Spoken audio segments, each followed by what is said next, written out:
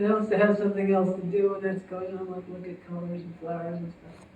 Yeah, look at a lot of flowers. Because it kind of takes the edge off of it, basically.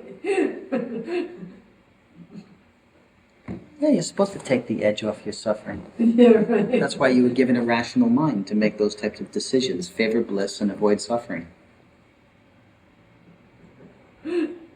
God gave you the mind to get to God. Okay. It's just that you're so complicated as a living organism with mind, emotion, intellect, imagination, that you sometimes don't understand the place of the mind in all of that. So the mind ends up confounding you instead of liberating you. Now, in another context, I might tell you that the mind needs to be confounded. And yes, it does, by the bliss that arises from consciousness. But the mind should come back and function. Otherwise, you're going to be walking into traffic, not knowing where you are, and you won't know where your mouth is when you try to eat. So you need an ego-based mind to know where your mouth is, to pick the fork up. All that implies time and space. Even Ramana Maharshi says clearly that the whole objective reality is created by mind. It's created by the mind. It is the mind. The causal field, the world of cause and effect, the world of change, is the mind. It's the projection of the mind that occurs within the mind structure. You take the mind away and there's no world. So by that definition, you need to have a mind to function. He also talks about eradicating the mind, but that's only in terms of the self. It's how the self speaks about its relationship with the mind once realization has occurred. If you talk to the self will say the mind has been eradicated. But if you talk to the mind might say it's been enlightened. It just depends on which perspective you're taking. Would you believe there are people who think that the mind is killed after enlightenment? Even as they're talking with you. They'll say, oh yes, my mind is dead. Well, who's having this conversation? When you wake up and read the ingredients on a cereal box, is that the absolute reading it? Give me a break. When Ramana Maharshi was in that cart where he used to answer the letters that people used to write to him, he used to write replies to people. It was his mind thinking the letters.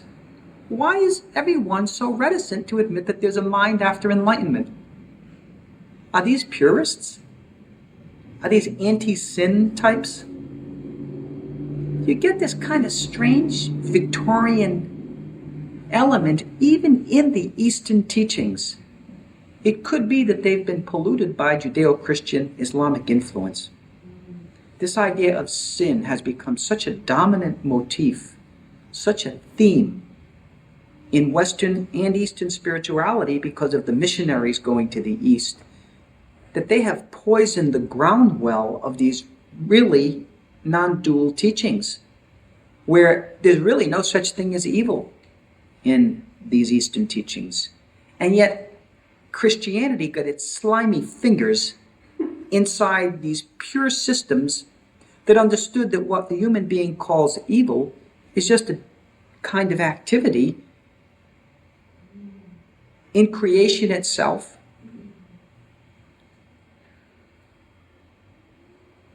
That helps bring forth the evolutionary process, carry it out.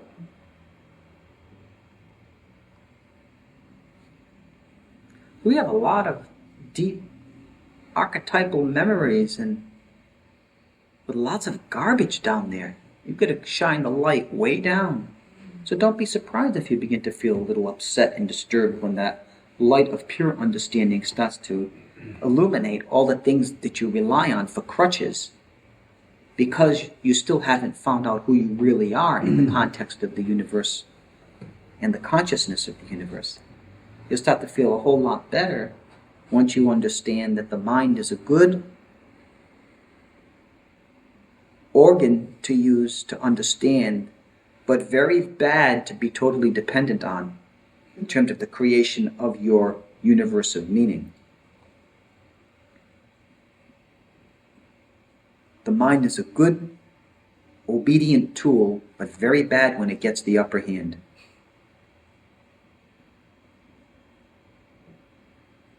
At the same time, it's good to have an educated mind, a sophisticated mind, a rational mind. All of that is positive because there are certain laws that you need to follow through rational approach.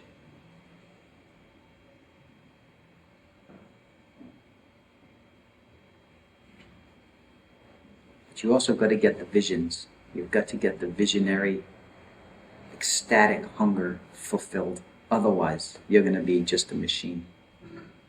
And that ecstatic realm is traversed by the devotional mood. And that will take you beyond all rational understandings.